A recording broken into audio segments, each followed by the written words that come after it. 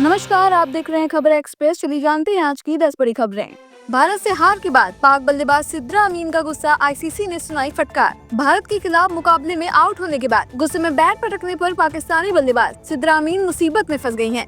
International cricket council ICC ने सिद्रा को एक डिमेरिट पॉइंट देने के साथ फटकार भी लगाई है। आईसीसी ने बयान जारी कर बताया कि सिद्रा ने खिलाड़ियों और सहयोगी स्टाफ के लिए लागू आचार संहिता के आर्टिकल 2.2 का उल्लंघन किया है। बता दें, कोलंबो में खेले गए इस मुकाबले में भारत ने पाकिस्तान को 88 रनों से हराया था।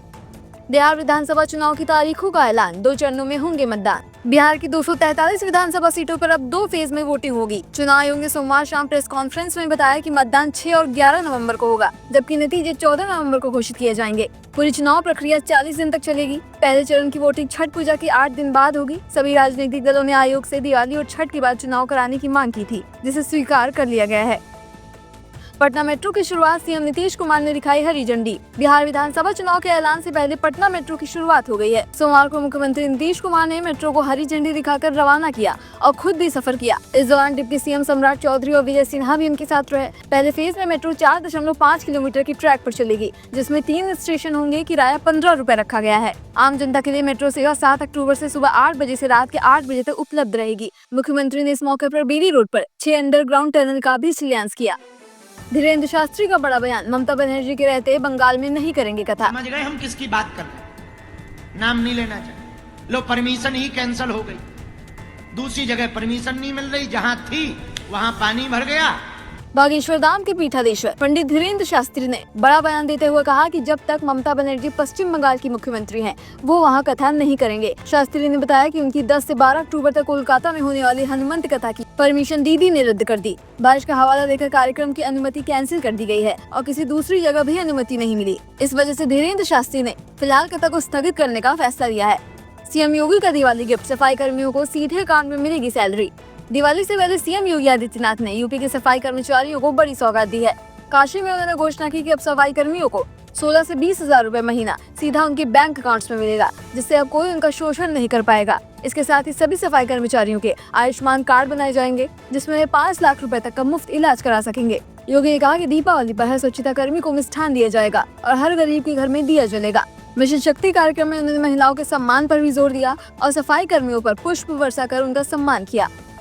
भारती सिंह और हर्ष लिम्बाचिया के घर फिर गूंजेगी किलकारियां, कपल ने दी खुशखबरी। कॉमेडियन भारती सिंह और उनके पति हर्ष दूसरी बार माता पिता बनने वाले हैं। इस खुशखबरी को कपल ने सोशल मीडिया पर अपने फैंस के साथ शेयर किया है। भारती ने अपने इंस्टाग्राम पर एक फोटो पोस्ट की है, जिसमें वह बेबी बम फ्लॉन्ट करती नजर आ रही हैं और उनके साथ हर्ष भी दिखाई दे रहे हैं। फोटो के कैप्शन में उन्होंने लिखा कि हम दोबारा प्रेग्नेंट हैं। इस पोस्ट के बाद फैंस और सेलेब्स उन्हें बधाइयां दे रहे हैं।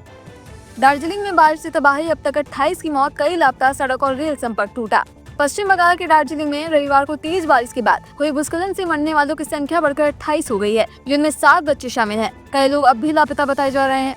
लैंडस्लाइड से कई घर बह गए हैं और दार्जिलिंग सिक्किम का देश से संपर्क टूट गया है। 24 घंटे में 16 इंच बारिश दर्ज की गई है, जो 1998 के बाद पहली बार हुई है। इसी बीच जम्मू कश्मीर में भी भारी बारिश का अलर्ट जारी किया गया है। दुर्गा विसर्जन के बाद 2 गुटों में भीषण झड़प, पूरे शहर में कर्फ्यू और इंटरनेट बंद। उड़ीसा के कटक शहर से तनावपूर्ण खबर है। रविवार को दुर्गा पूजा विसर्जन के दौरान 2 गुटों में भयंकर झड़प हो गई, जिसमें 25 लोग घायल हुए हैं। हालात बेकाबू होते देर प्रशासन ने तुरंत पूरे शहर में कर्फ्यू लगा दिया और इंटरनेट सेवाएं बंद कर दी हैं। पुलिस ने अब तक 6 लोगों को गिरफ्तार कर लिया है। शहर में भारी तनाव बना हुआ है। कोल्ड सिरप कांड, 16 बच्चों की मौत पर सीएम मोहन यादव का बड़ा एक्शन। मध्य प्रदेश के छिंदवाड़ा और बैतूल में जहरीले कप सिरप से 16 बच्चों की मौत के मामले में मुख्यमंत्री डॉक्टर मोहन यादव ने तेज एक्शन लिया है। सोमवार को सीएम ने पीड़ित परिवारों से मुलाकात करने के तुरंत बाद मध्य प्रदेश के ड्रग कंट्रोलर दिनेश मौर्य को हटा दिया है। साथ ही 3 अन्य ड्रग अफसरों को भी सस्पेंड करने के निर्देश दिए हैं। सरकार ने इस पूरे मामले की जांच के लिए स्पेशल इन्वेस्टिगेशन टीम भी बना दी है और प्रतिबंधित सिरप लिखने वाले डॉक्टर पर FIR दर्ज कराने का आदेश दिया है। 9/11 रोका जा सकता था, ट्रंप का सबसे बड़ा दावा। अमेरिकी पूर्व राष्ट्रपति डोनाल्ड ट्रंप ने एक बार फिर सनसनीखेज दावा किया है।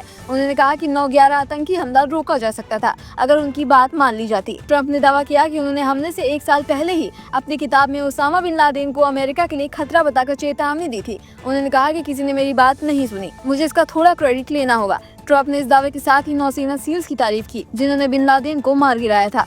तो ये थी आज की 10 बड़ी खबरें। ऐसे ही रोज बड़ी खबरों को जानने के लिए हमारे चैनल को सब्सक्राइब करना बिल्कुल न भूलें। धन्यवाद।